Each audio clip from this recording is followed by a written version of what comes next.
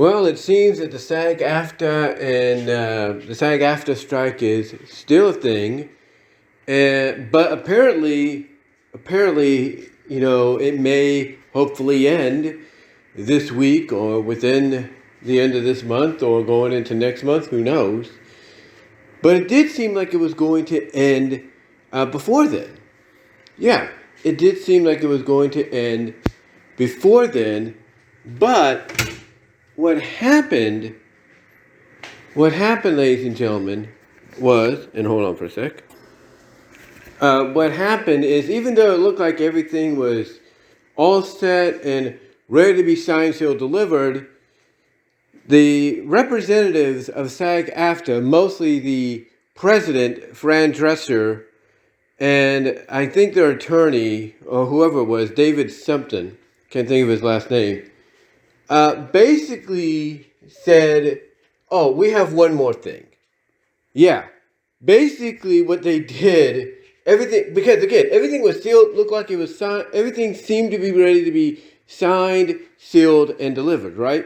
Signed, sealed, delivered. But what happened is they threw them a curveball. That being SAG-AFTRA's president and the lawyer representative. They threw him a curveball. They said, "Oh, we want one more thing. We forgot to mention we forgot to mention and add as well that we want one more thing." And it's like, well, wait a minute. You're getting everything you want here. Maybe not exactly, but you're getting it. And now, now all of a sudden, you want to throw this little addendum or whatever, this little stipulation in there as well. And if you're wondering, if you have been paying attention or not, what this amendment, this stipulation was, that they suddenly decided, yeah, we got one more thing we want to add in.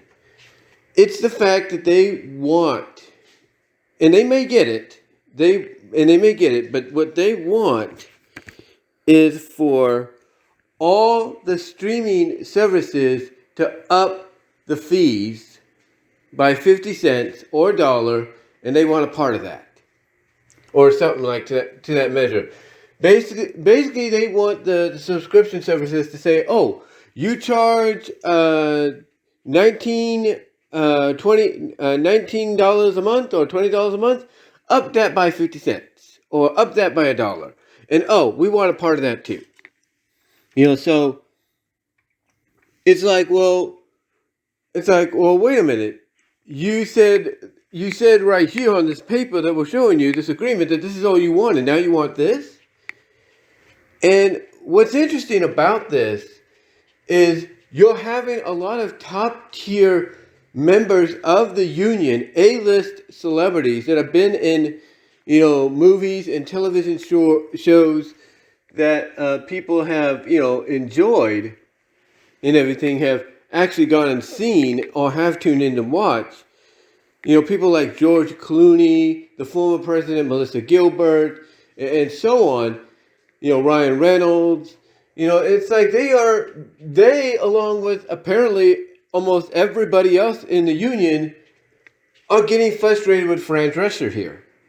And her sudden decision to be like, oh, no. I just remember, we want one more thing, kind of deal. They're getting sick and tired of it. Because another thing that Fran, I guess, came up with was, oh, by the way, you can't dress up as certain characters from certain shows and movies that you're a part of. Nope, you can't do that. Not until we get what we want. No. Can't do that. And that's pissing them off. Because it's like, well, I can't.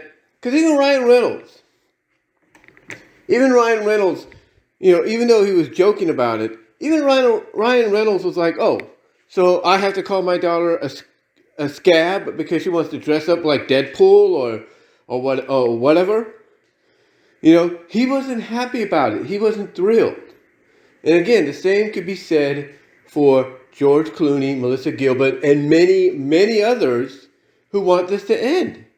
I mean, even Clooney and many of the multi-billionaire actors and actresses, some of them have come out and said, look, we're willing to help financially, pay what is needed to get this over with, to get this strike over with so people can go back to work. But yet you have Fran Drescher calling them out and, basically disagreeing with that and everything. And then on the other side of the coin, you have some people having to, get some agreement signed or get some kind of, or use some kind of loophole, whatever the case may be, to actually work. Because, the writer strike's over, so they want to try to get back to work in some capacity. And it's like, basically, there's nothing they can do. Nothing. Well, hold on for a sec. Sorry about that. I thought I heard something and lost my train of thought there for a second. But anyway, you have all these actors, is what I was trying to say, finding these loopholes so they can get back to work because the writer's strike is over and they want to work again. They want to, get back out there and, and get things done, get projects done. And it's like there's nothing. It's like in Fran's mom. It's like basically there's not much they can really do except try to find a loophole or hope maybe somebody that's a high elitist that is not liking where this is all going. Comes up, steps up, and tells Fran, "Hey, take this damn deal." Or whatever deal we're going to get, take it and let's end this. Because everybody's getting frustrated with her. Even those that supported her, stood by her side. They're getting frustrated with her. Even those that still stand by her. You can't tell me they're not getting frustrated. It's like, Fran, what are you trying to do? Kill Hollywood? It's like, are you trying to kill the business? And you know what's crazy? Is, I thought about this. I thought about this when earlier this morning when I was getting ready for work, and I thought about this, last night, and even after hearing the news that, this is, after hearing the news that, from places like Clownfish TV and such, that, everybody's getting sick and tired of Fran's antics, and it's like, hey, come on, you had it on the table there, you had the opportunity to end this, and yet you didn't want to. It got me thinking, and I'm probably not alone in this, but it almost sounds like Fran Drescher is doing this not for, her fellow actors and actresses, not for the union of SAG-AFTRA, no. She is doing it for herself. Yeah, and hear me out. Hear me out as to why that is. To me, in my opinion, and I'm sure others may agree with this, and I apologize for that. That was a notification that popped up. But honestly, this is what I think is going on. She's doing this for herself, not for the union, not for her fellow actors and actresses, not to get, everything that needs to be gotten for them to, give them a, to, give them a possible living wage or whatever, a decent living wage and, amenities, medical and all that. But obviously she's doing it for herself and for her own reasons. And I think one of the reasons, in my opinion, is I was just checking something there. If I do apologize if I seem a little distracted. I did work today, so I do apologize for that if I seem a little out of it. But basically, she's doing it for herself.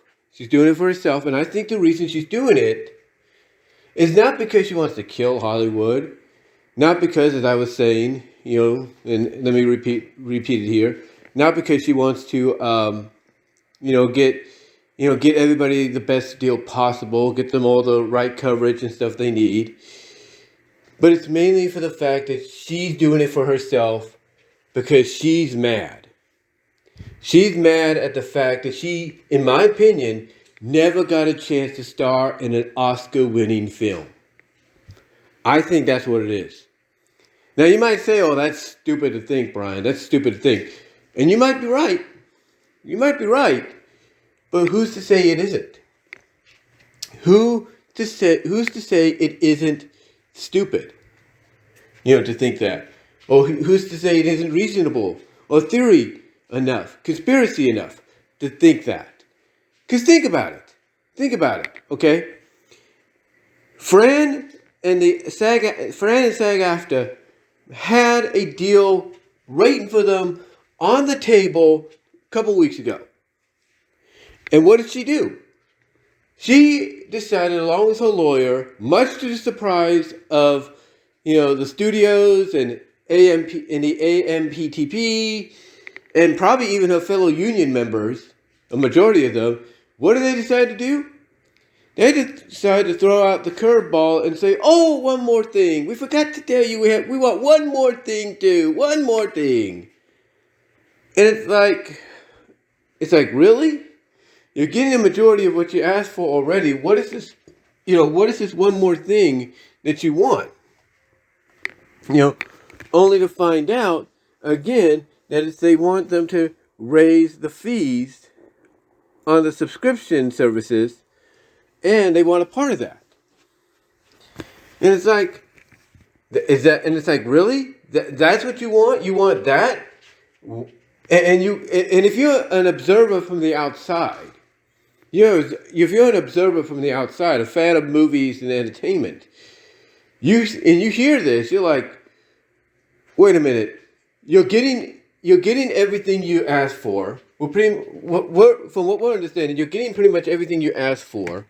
And all that, you're getting pretty much everything you asked for, and yet you want this one thing. You want this one more thing, or suddenly you remembered you wanted this as well, and you didn't. And all this time you didn't even attempt to, mention that, and now all of a sudden you remembered it or whatever. It's like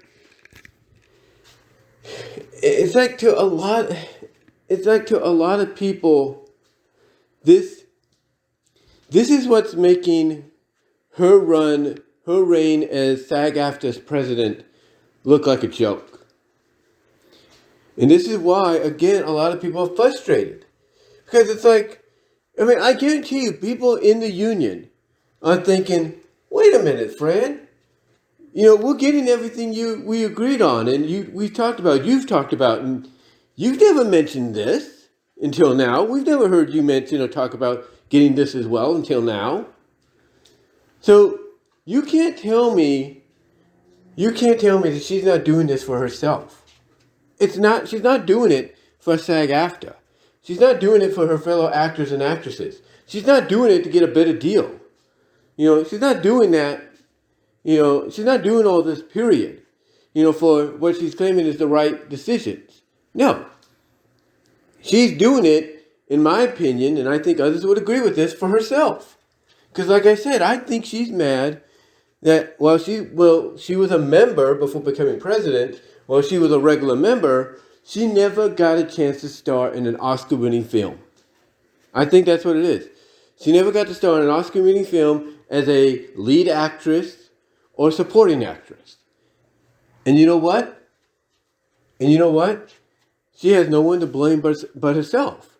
She's a great comedic actress and all that, and a great actress in general, but not everybody could be a leading actress, a supporting actress, especially in a blockbuster film that would potentially have Academy Award, Oscar buzz written all over it.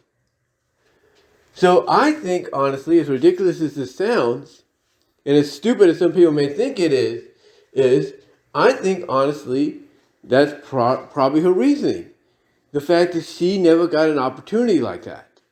Also, maybe she's mad at the fact that she auditioned for certain roles for maybe some very notable movies and shows and never got them, especially if they were lead roles, and she's mad. So now she's taking this opportunity that she has as the president during this situation of negotiations to take it out on the studios.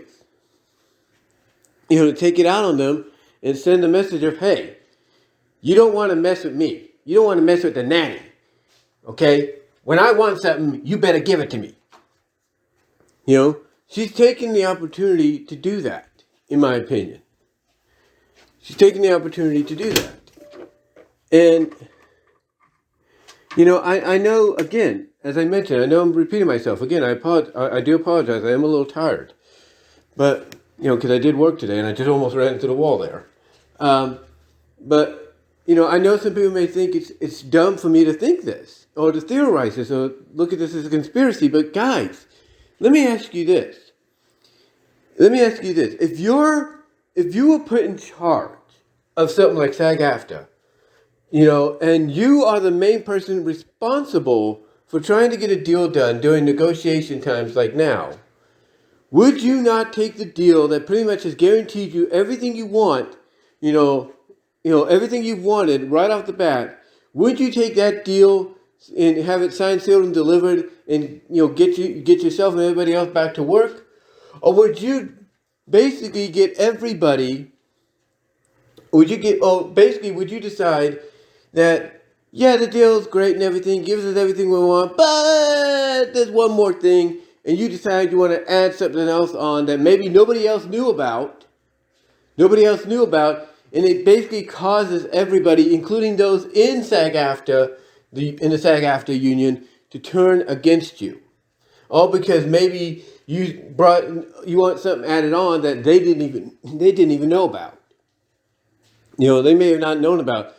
What would you choose? Would it be option A, just take the deal, get back to work? Or would you take option B and basically risk yourself being ridiculed by your peers and possibly risk your future as the president of SAG-AFTRA? What would you do? What would be your decision? What would be your decision? I'll tell you what mine would be. Mine would be option A if I was in that position. It would be. It would be option A. I would take option A straight up. I would take option A and be done with it. That is what I would do. I would take option A and be done with it.